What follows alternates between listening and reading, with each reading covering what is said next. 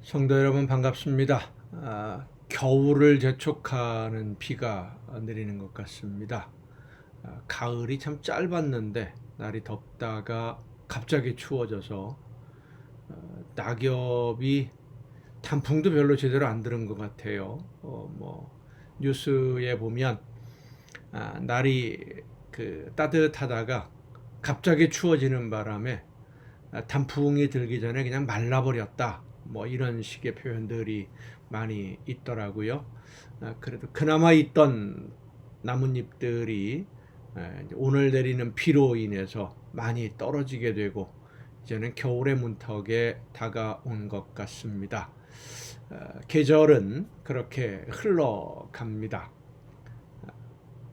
봄이 지나면 여름이 오고 여름이 지나면 가을이 오고 또 겨울이 오고 겨울이 되어서 많이 춥지만 또 견디는 것은 봄이 곧 올 것이라고 믿고 있기 때문입니다.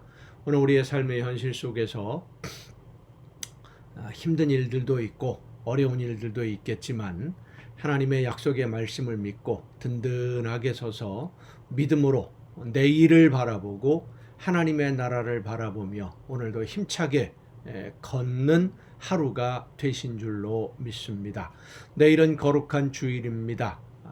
온 몸과 마음을 다해서 하나님께 예배하기 위해 준비하는 이 시간, 이 가정 예배에 함께 하신 여러분에게 하나님의 크신 은혜가 충만하게 임하시기를 간절히 바랍니다. 오늘 우리가 함께 은혜를 나눌 본문 말씀 요한복음 12장 9절부터 11절까지에 있는 말씀입니다.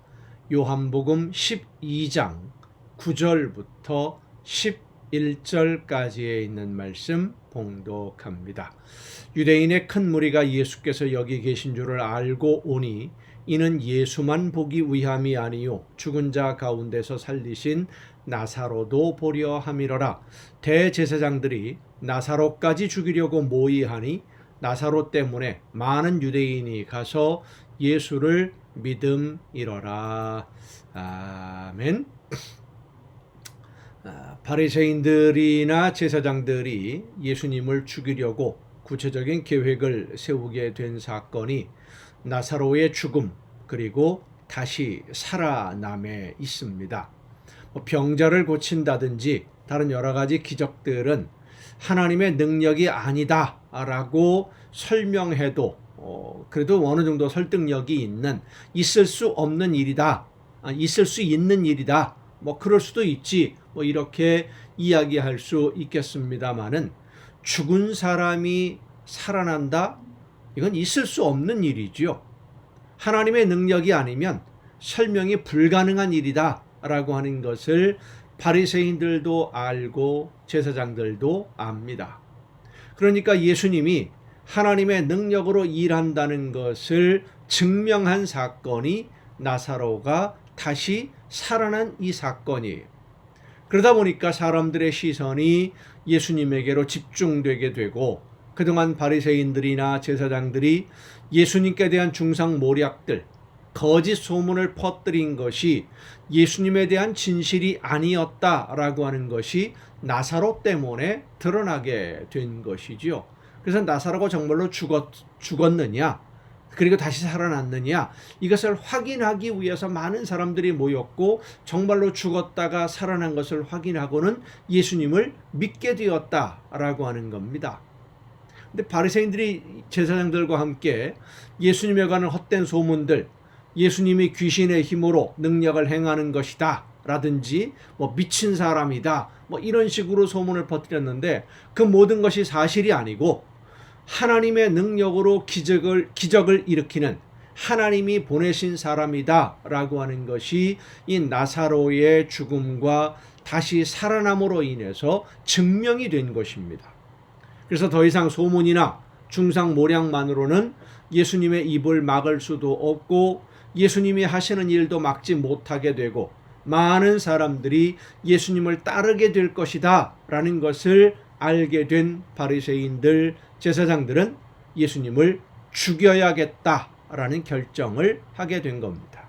그런데 오늘 본문 말씀을 보면 예수님뿐만 아니라 나사로도 죽이려고 계획을 세웁니다. 왜냐하면 예수님을 죽인다고 하더라도 나사로가 살아 있으면 예수님이 하신 일에 대해서 사람들이 계속 이야기하게 되고, 그러면 사람들의 삶에서 일어나는 모든 원망과 불평, 이런 것들이 바리새인들과 제사장들에게로 향할 수도 있기 때문입니다.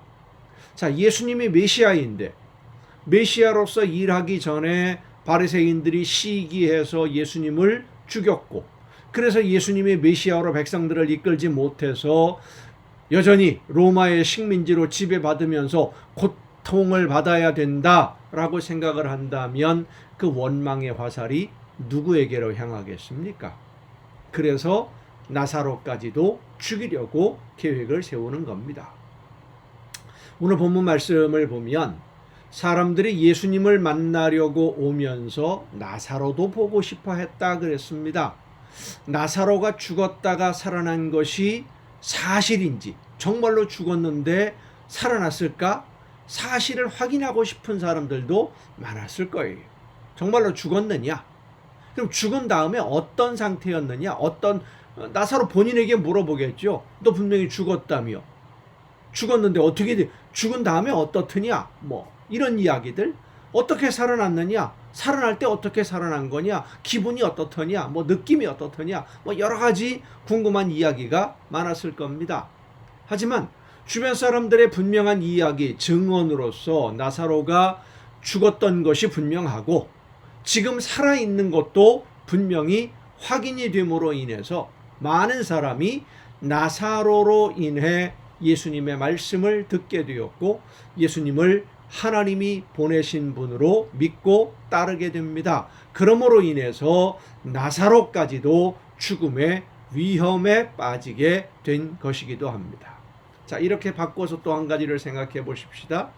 나사로가 예수님 때문에 죽임을 당할 위험에 빠지게 되었다고 한다면 이 나사로는 예수님을 원망해야 될까요? 예수님 때문에 고난을 당하니까?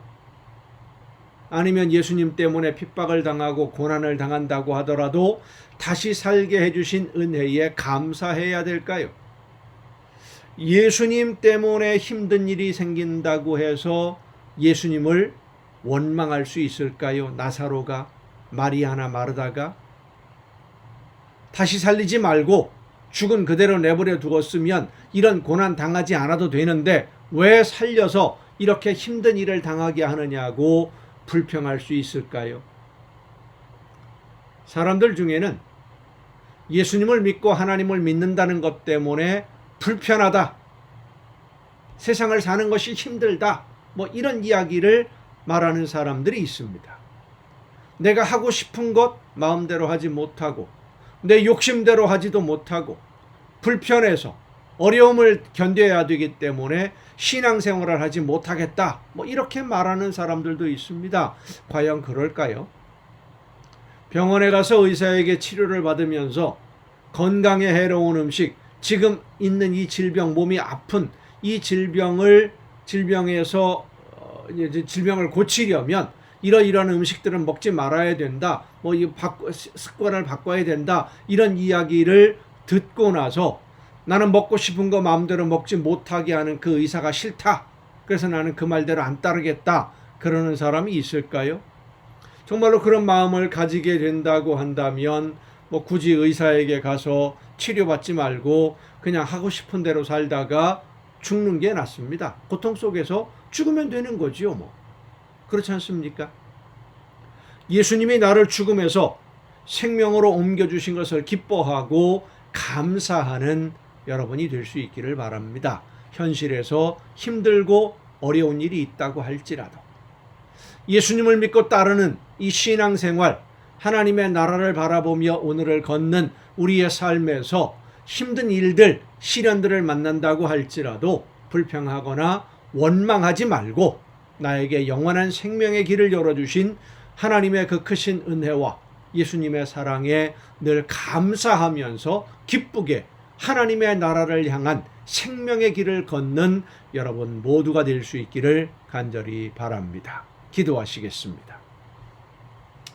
오늘도 크신 사랑으로 저희들을 인도해 주시는 아버지 하나님, 하나님의 나라를 바라보며 영원한 생명의 길을 걸을 수 있도록 오늘도 저희들을 이끌어 주심을 진심으로 감사드립니다. 주님께서 저희들에게 영원한 생명을 허락해 주신 것을 늘 감사하면서 불평하거나 원망하지 아니하고 감사함으로 즐겁게 찬송 부르며 이 생명의 길을 걷는 우리 모두가 되게 하여 주시옵소서. 이 모든 말씀을 예수님의 이름으로 기도하옵나이다. 아멘. 여러분, 오늘도 수고 많으셨습니다. 내일 거룩한 주일 예배를 통해서 하나님의 은혜를 충만하게 누리시고 저녁 이 시간 이 가정 예배를 통해서 여러분 다 같이 다시 만날 수 있기를 바랍니다. 내일 뵙겠습니다.